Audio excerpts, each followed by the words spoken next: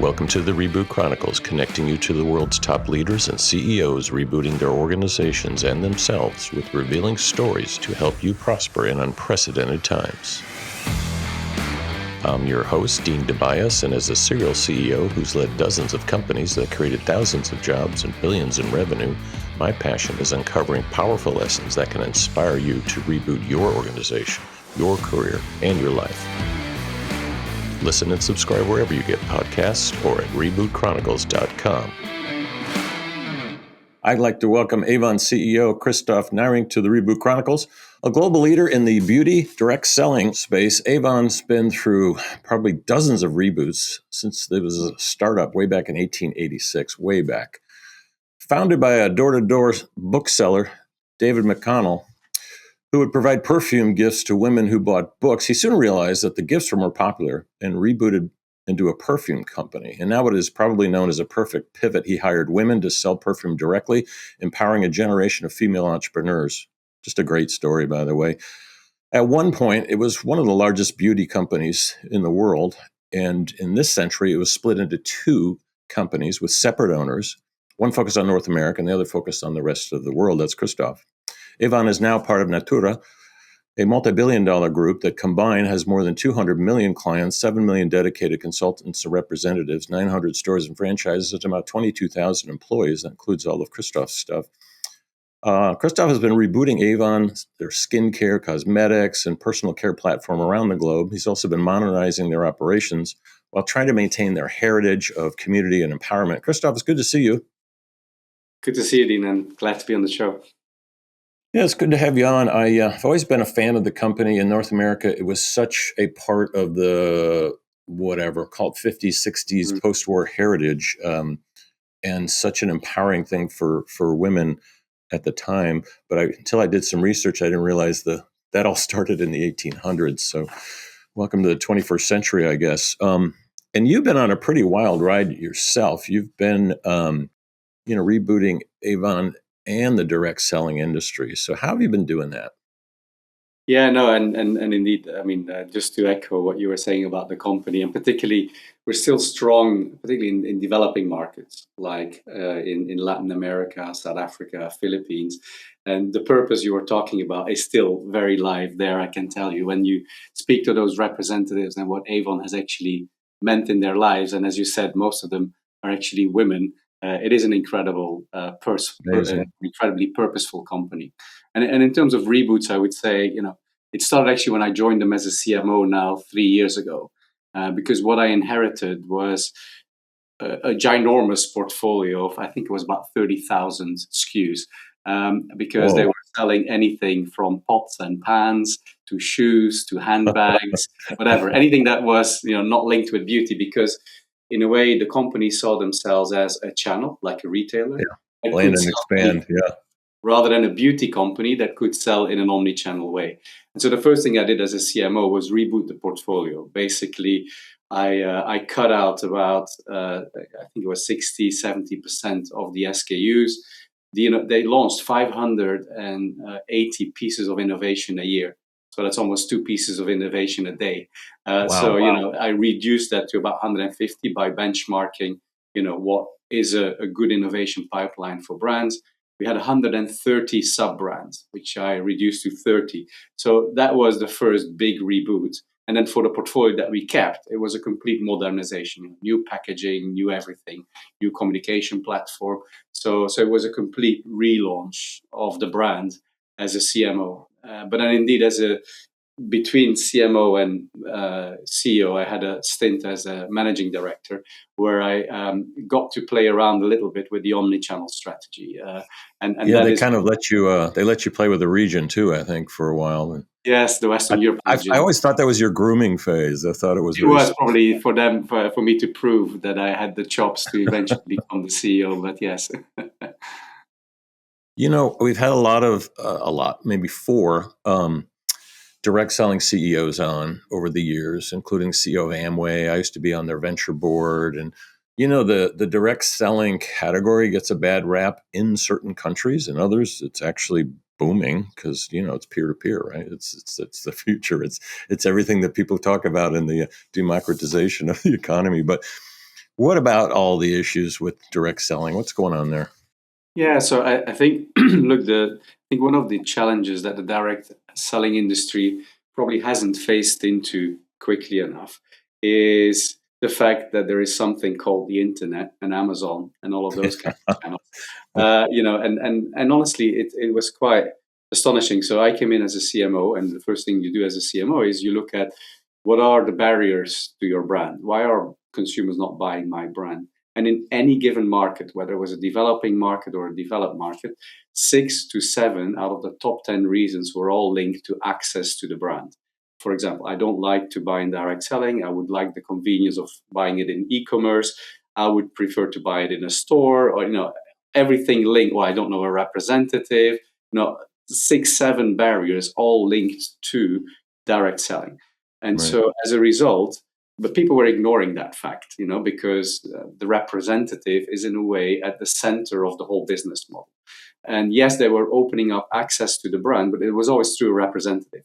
It was assuming that the representative was going to become a trader on a marketplace, was going to open up a DTC website, potentially could open up a franchise store, etc. But it was always through the rep. But again, when you look at the base of who are those representatives, they're not necessarily the best traders on DTC or a retailer or whatever. So I think there was kind of a false assumption there, and so that's what I think changed, or what I changed at least, is I put the consumer at the center. Having worked in the consumer industry for a very long time, and even Walgreens Boots, where I was at a retailer, you put the customer at the center, and then of course many of these customers will be serviced through a representative.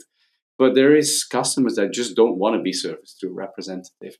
And so Correct. currently direct selling in many, it depends on the category, etc., and geography, but it's below 10%. The only region where direct selling is still as a category in beauty sizable is in Latin America. But everywhere else, it's below 10%, and in some Western European countries, it's below 2%.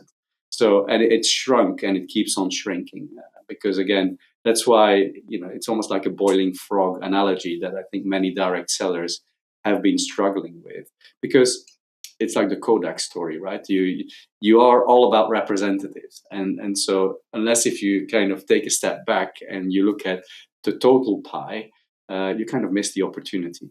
Exactly. And when I talk to some of these CEOs, the multi-billion-dollar companies, they don't seem to have the guts and fortitude that you do to buck the channel. And it's like, hey guys, we can either fight over channel management and switch in the business model, or we can, do a blockbuster Kodak thing. That'll be fun. So I get the motivation, but it's not dead yet. It sounds like it's still in certain It's not regions. actually, It's and very powerful. particularly, yeah, it is, and I think it's just that, in the past, if you think about, it was beauty direct selling was big, etc., and beauty products at the time were also not that democratic. Now, beauty products have relatively low price points, and I think one of the golden rules in direct selling is direct selling with cheap products typically doesn't work. And again, and with cheap, I mean per unit. I think direct sellers that sell electronic devices or very expensive pots and pans, or kind of electronics, things like that have like $1,000 unit price. Okay, then as a representative, when you sell one, you make a good commission. But even if you make 20-30% commission on a lipstick that costs $10, you need to sell a lot of lipsticks to get to a minimum wage in many countries, and that's just minimum wage. And I'm talking Right. particularly now in developed countries, and that's why in developed countries, I think it has become less of a lucrative thing. Whilst of course in developing markets, even there, you can still, with a number of pieces that you sell that is reasonable, still make a decent income.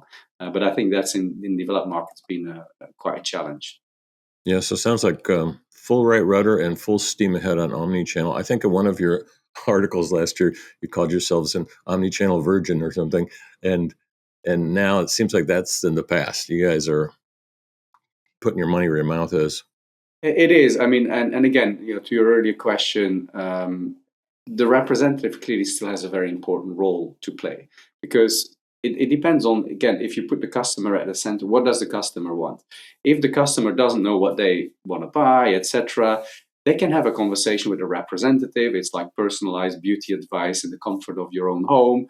The representative knows you, or recommends the right products for you. That's still quite an enriching experience, but we need to make sure that the representative adds value in that journey.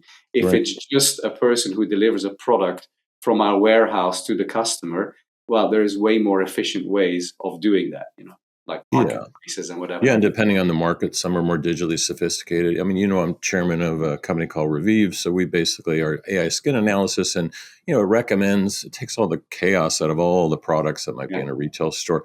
But there's a few cases where the agents, the reps, the beauty techs, whatever you want to call them, both in store and in home, I guess in your case, they're still using these digital tools to kind of bond with their customer In our case, keep we have a them. similar one. We don't use the Revive one, but a different one. I did use Revive actually in a previous life at Walgreens Boots. Oh, But at indeed, Boots, right. Yeah. yeah, but So indeed, are you finding the technology is helping the reps too, or the does, beauty because techs? again, you want these representatives to add value, and if they can do, Right. either a virtual try-on, or they can do a skin diagnostic to then recommend the right product for the customer, or a foundation test, or whatever it is, I think that's where the value added comes from. Again, if they're just delivery of products from A to B, distributors of products, you don't add value. That's why you need the other channels, because some customers, when they're not in an exploratory journey, then they might want to actually, be in a store where they try all of the products. For that, we have franchise monobrand stores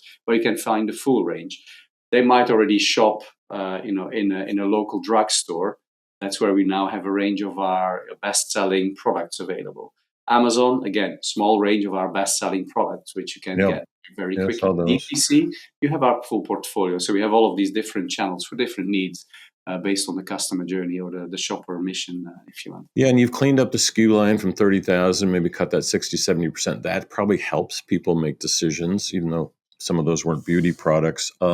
How do you manage the innovation pipeline? You said you actually used to have too much, a couple a day. I can't imagine that, by the way.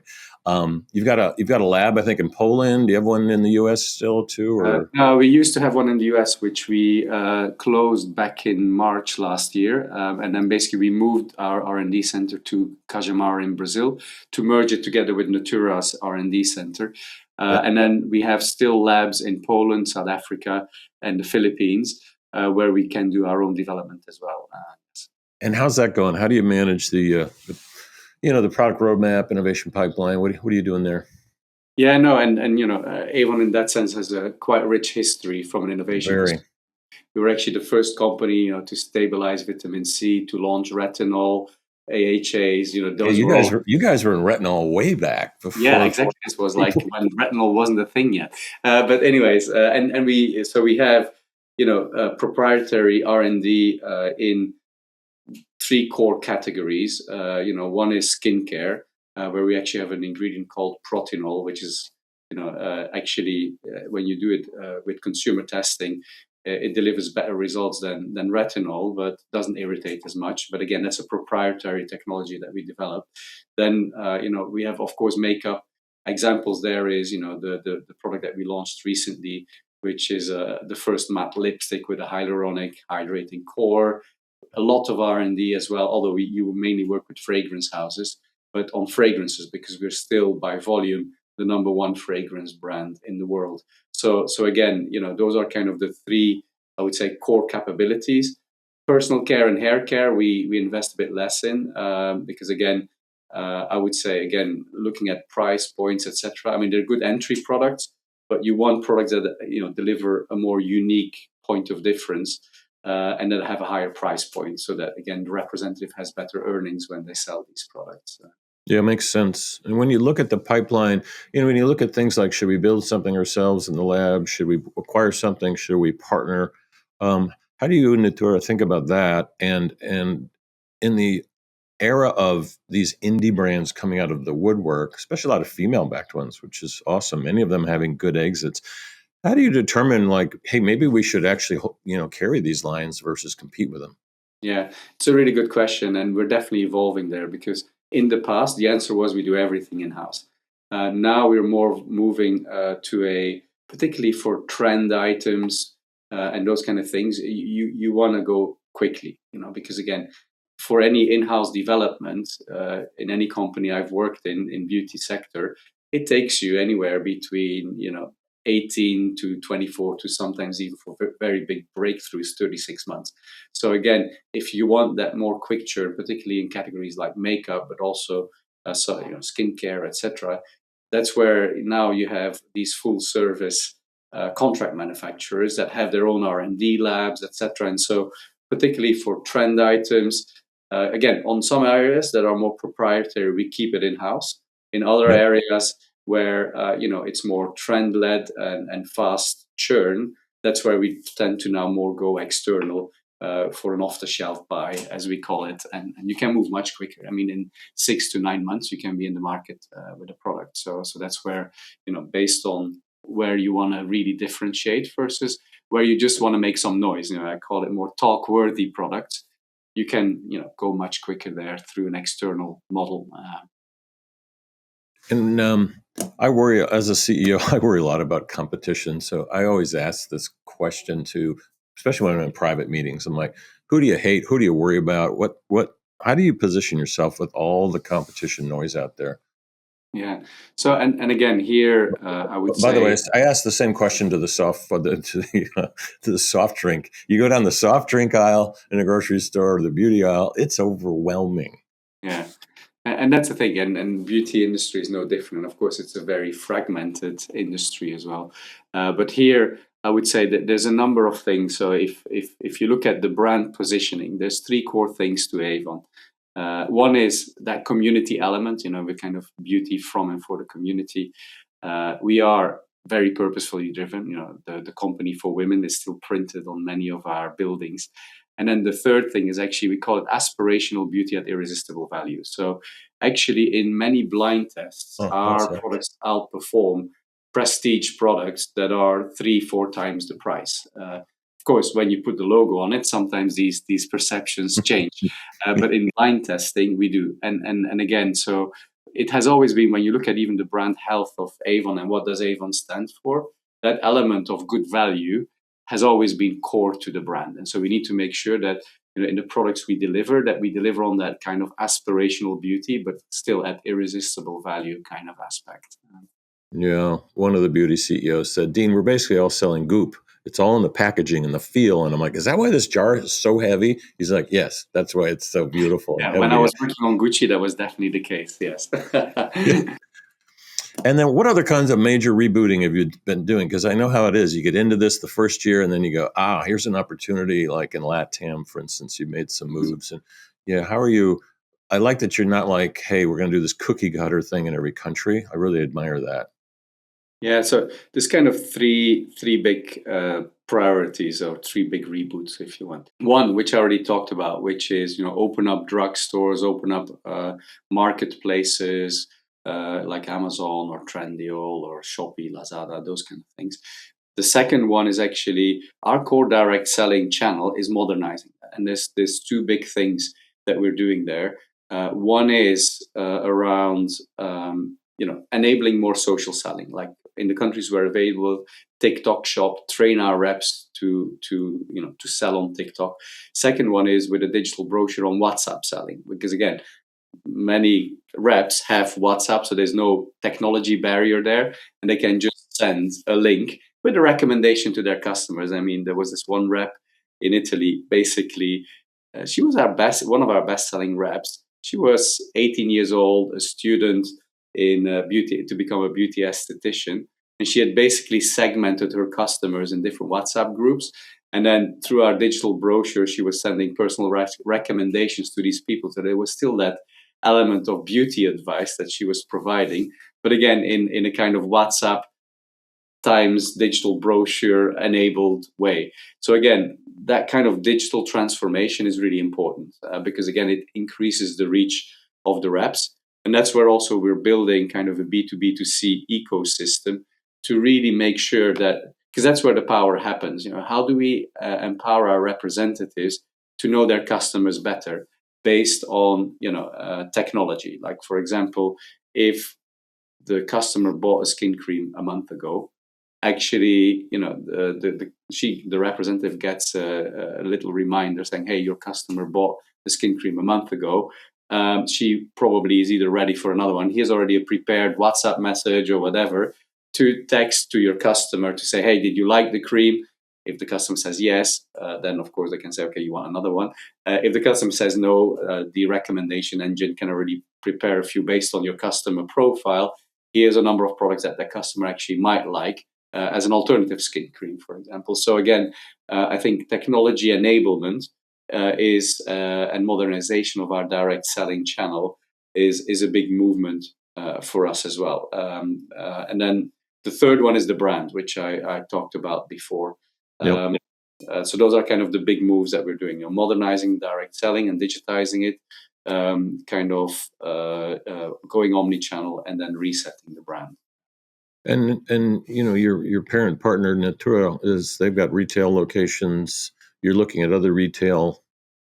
How are you finding the receptivity in retail? Someone who's been anti-retail for years, now you're like, hey, let's do a deal. Yeah, no, actually, so I said, and we have two retail models. We have the one that Natura has, which is a franchise model, where you basically have a monobrand store. And actually, we have about just under 100 now. Many of them are in Turkey, but we open them also up in the north of the UK, in Italy, in Romania, South Africa. And they're working actually quite well. And again, what we do see is they work best in areas where not the urban areas, the tier 1 cities, if you want, but slightly below, because again, the rent is cheaper. So again, for a representative to invest their own money, personnel costs are cheaper, and you have less concentration of competitive retail. So that's where we see that the monobrand stores are working well. When you think about what we do in more urban areas, and Natura hasn't done that actually, is that's where we're going more a drugstore, third-party retail. We're going like Superdrug in the UK, Rossmann, Watsons, etc. So those are kind of our key partners, DM. In many countries now, we have now over 3,000 drugstores that we've launched in the last 4 to 6 months. And again, within those stores, we see, because of course, you always get a few stores first, they see if you perform, and then you roll out further. And again, in the UK, we started with 100 about a year and a half ago, and now we're in 600, almost the full estate of Superdrug. So again, it is performing well. We see particularly fragrances even performing stronger, because again, people probably like to smell the fragrance before they buy it. Whilst if Exactly. you get one of these brochures, it's a bit more difficult. Yeah, that's a good one.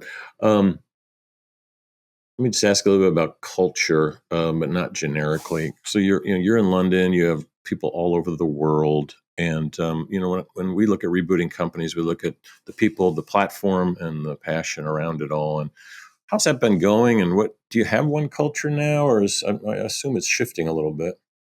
It is definitely shifting, and I did a lot of work on that. And again, culture needs to come from the top. It can't just be something that HR is doing. So I've been I'm not even sure it's the right word anymore, but yeah, you know what I mean.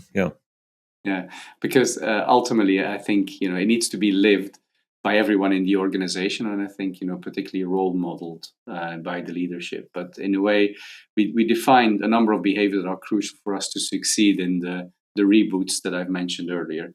One is constructive challenge, challenging the status quo, because otherwise we're just going to remain a direct selling business mono-channel and complete disharmonization between the countries. The second area is taking smart risks. Again, people need to feel comfortable to take the risk, for example, to go into retail. Because everybody thought, when I did it in Western Europe, that the business was all the reps were gonna check out and the whole business was gonna collapse.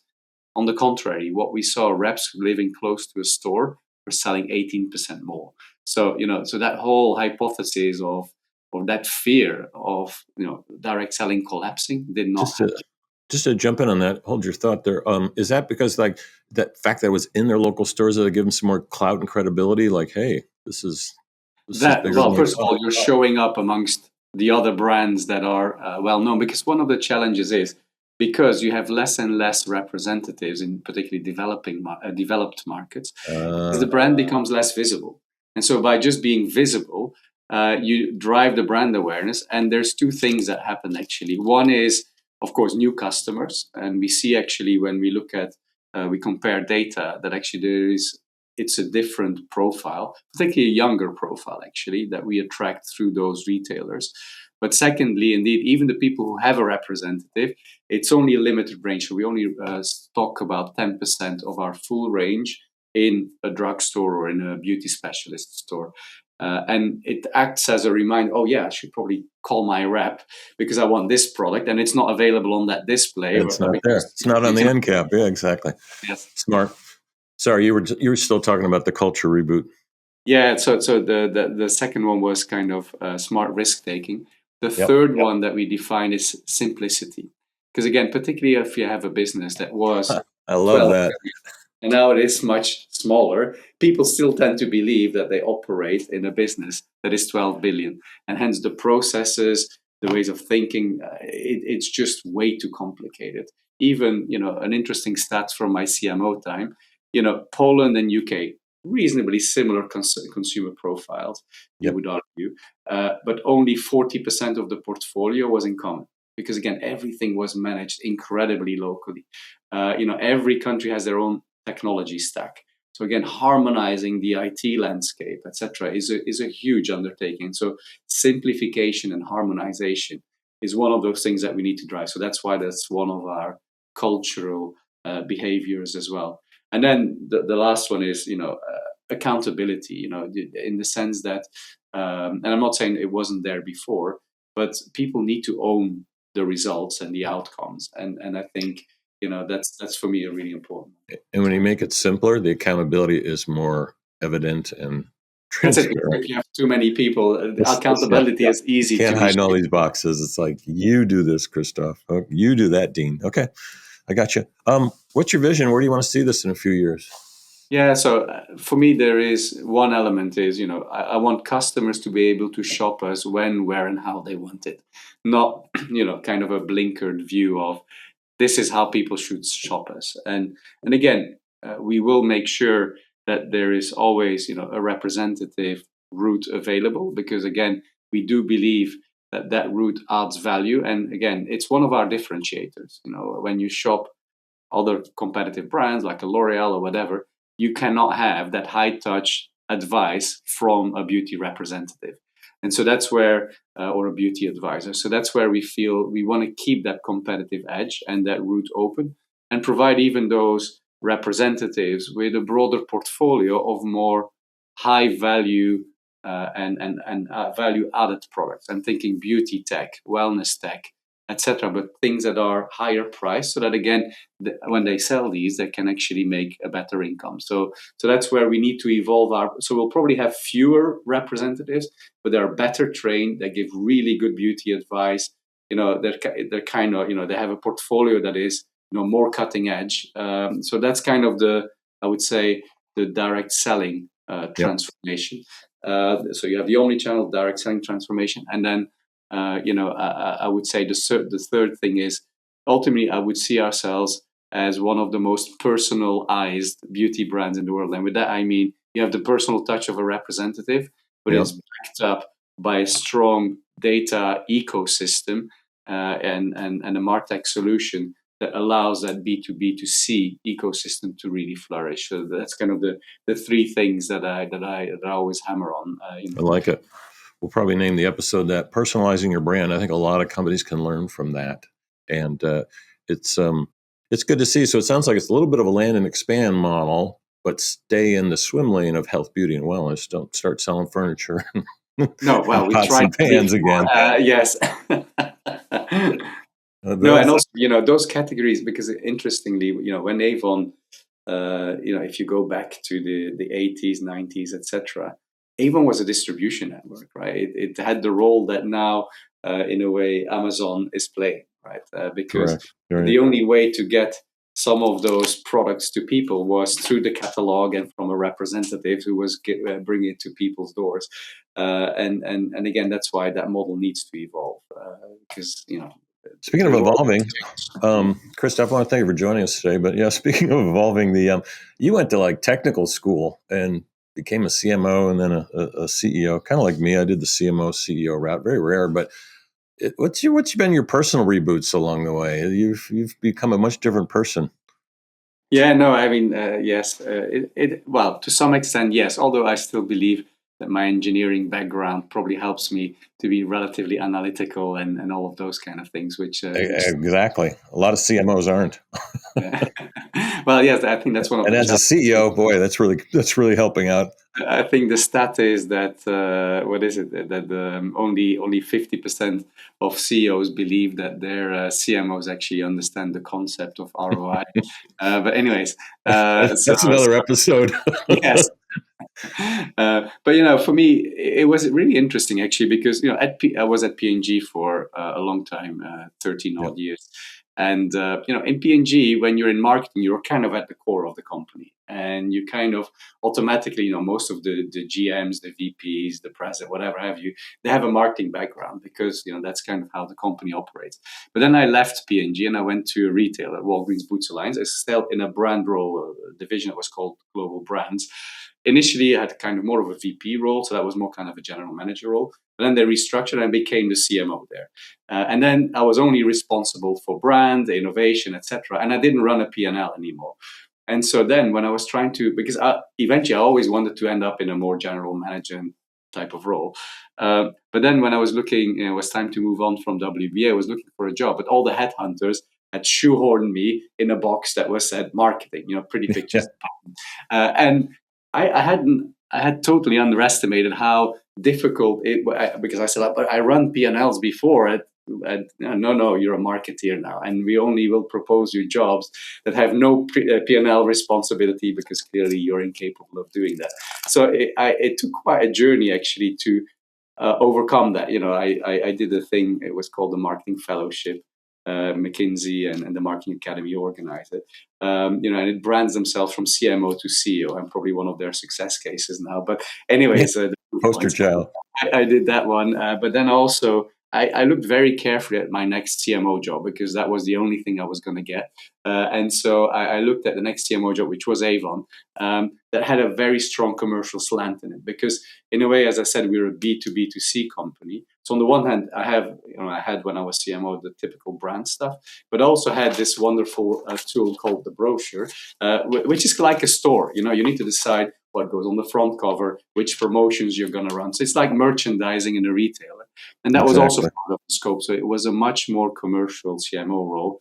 And then to some extent by coincidence, but I got an NED role on the board, a non-executive director role on the board of a consumer healthcare business here in the UK that is listed on the AIM Stock Exchange. And it was only through doing all of those things that eventually they did consider me. And then, as you said before, they gave me the test of the Western Europe Managing Director role, see how I was going to fare in that one. You always take those, yeah. It was a huge journey to actually go back from a career path that I thought I was on to then become what I would call a regular marketeer with the positives and the negatives that comes with that, to then actually end up where I always wanted to be. So it was quite a complex journey. I don't know how it was for you, but at least for me, it required quite a fundamental reboot of my expectations and what I was going to do to get there. But I love it. It's a great story and great advice, actually. Thanks, Kristof. Thank you. You've been listening to Kristof Neirynck. This is Dean Tobias with the Reboot Chronicles. I want to thank you for joining us today. Watch, listen, and subscribe wherever you get podcasts or at rebootchronicles.com.